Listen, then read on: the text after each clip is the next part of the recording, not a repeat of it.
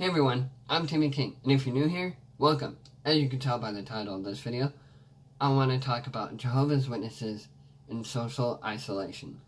Now, I'm not a psychologist in any way, but I've been doing a lot of thinking about this, and I have a friend I live with who was in seminary for a long time and knows how the Jehovah's Witnesses truly are and how they operate and how they treat their followers and their ex-members and all that stuff.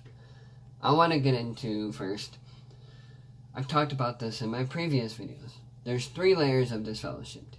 Disfellowship being the main one, where the elder or brother goes up to the podium, doesn't fully publicly talk about why this person got disfellowship. They just tell them and announce to their followers that this person is no longer a Jehovah's Witness and they're considered an apostate and mentally diseased.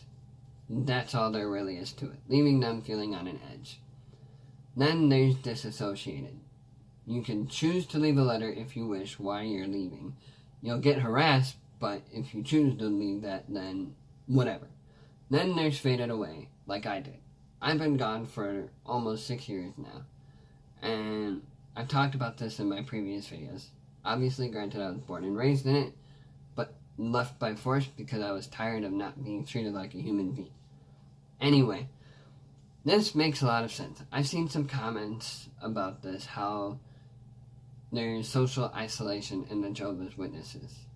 And a lot of people don't take into account how serious that can be. What damage that can lead to someone who is no longer a Jehovah's Witness.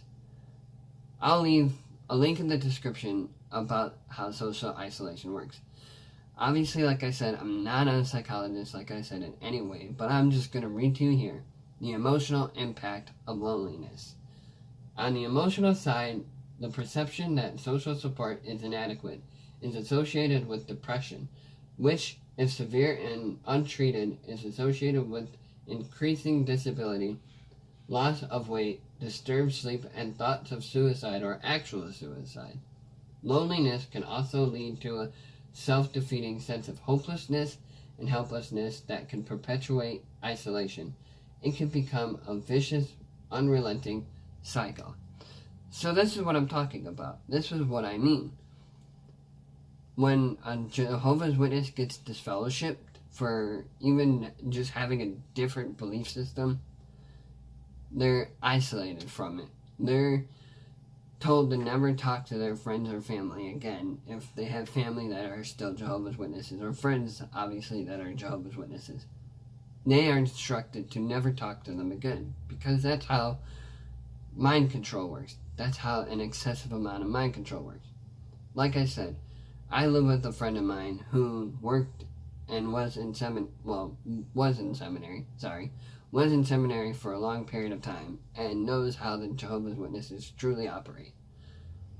It's unfortunate that people before where I moved to now never had an idea how Jehovah's Witnesses are, or don't really understand how damaging that cult is, that religious cult. Like I said in my previous videos, I can't say what I really feel because of the YouTube being family friendly and all that, but it's unfair that Jehovah's Witnesses, these Watchtower headmen, have the 2 rule standard, where for sexual or physical abuse or both, that if there's no more than 2 people or whatever, they don't believe the victim. But when someone is caught smoking a cigarette or having a different belief, easily disfellowship. But when it comes to something like that, for a victim being open and honest, they get disfellowshipped for it, or get harassed for it first before they get disfellowshipped. The elders will disfellowship them for being open and honest. Like I said, the reason being this abuser gets left off scot-free is because of the privileges they have in the Kingdom Hall and the assemblies they're doing.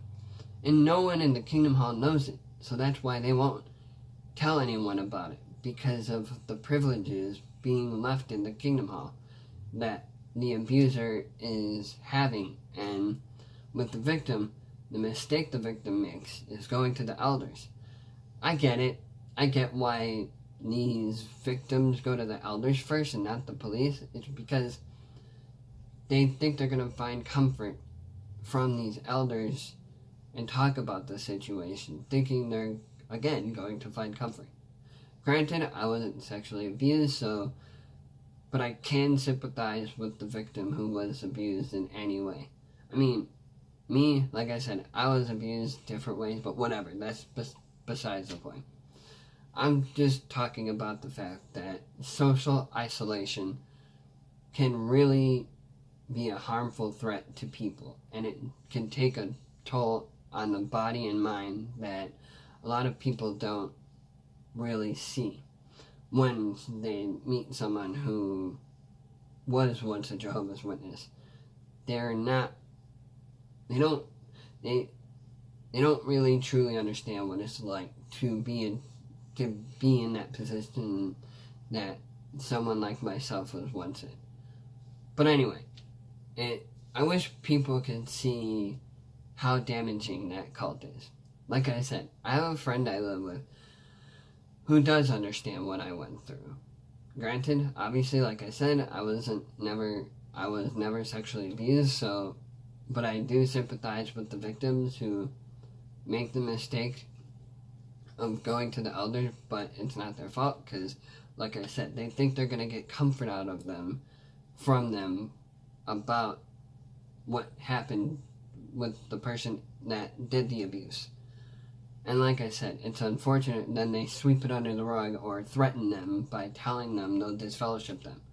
So the victim will just leave anyway because they're not getting the comfort that they once thought of.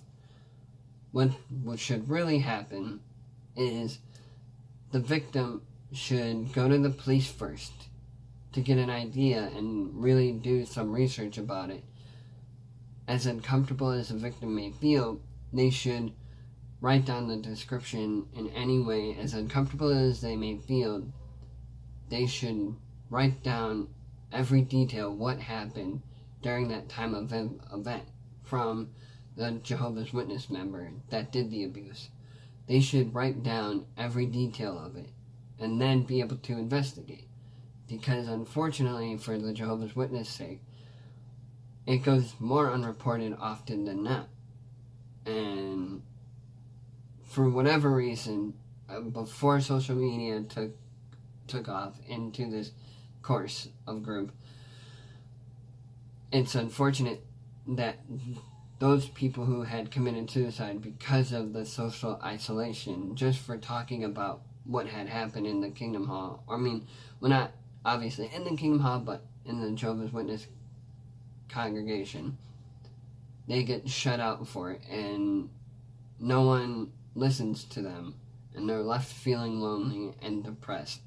Granted, everybody does, but I'm talking about the Jehovah's Witnesses specifically.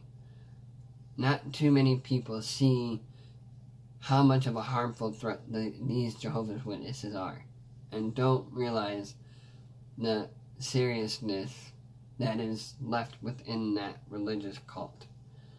That's what I wanted to talk about. You should be there for someone if they're being honest. If someone is a Jehovah's Witness and is getting abused by someone else in the congregation, go to the authorities.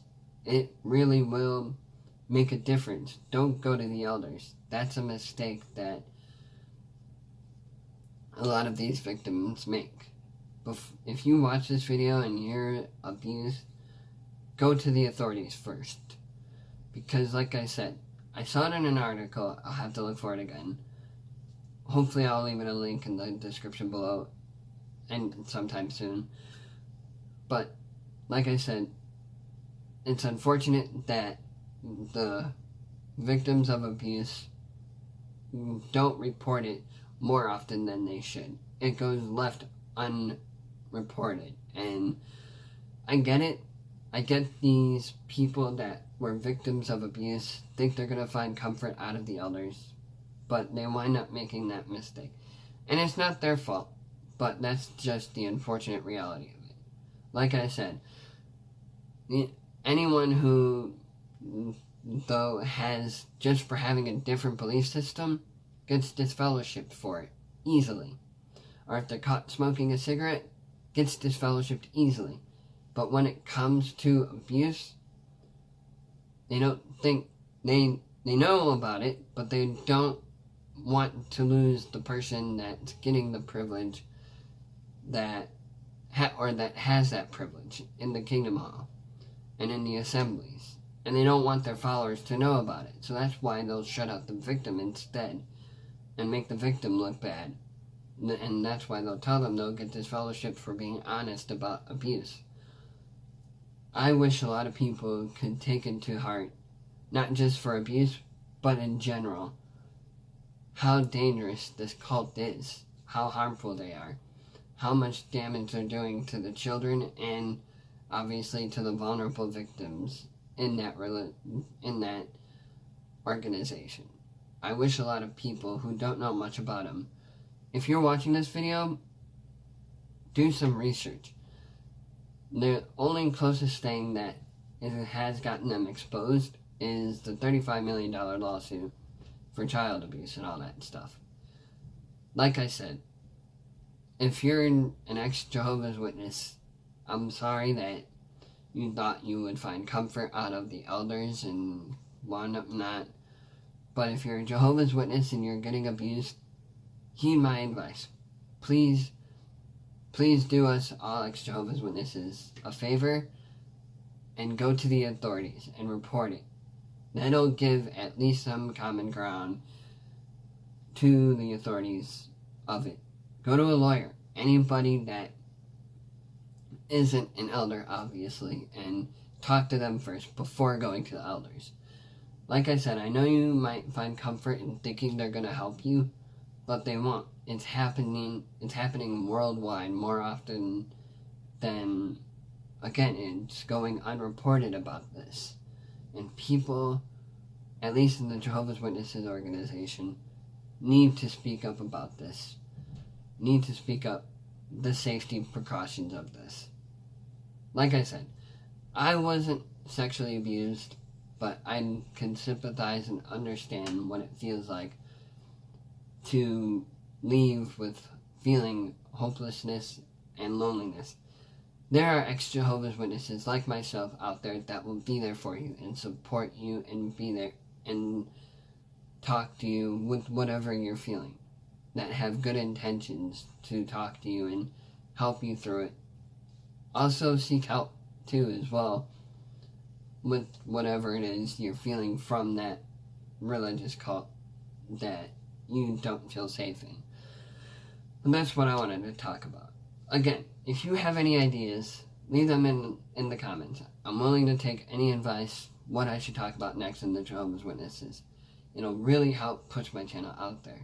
And with that being said, if you enjoyed this video, leave it a cute little subscribe. Hit that cute little red subscribe button. Share this video around with your friends on social media. Turn on post notifications so you never miss a post. Watch this video to the end if you made it this far. And again, with that being said, I will see you guys in the next video.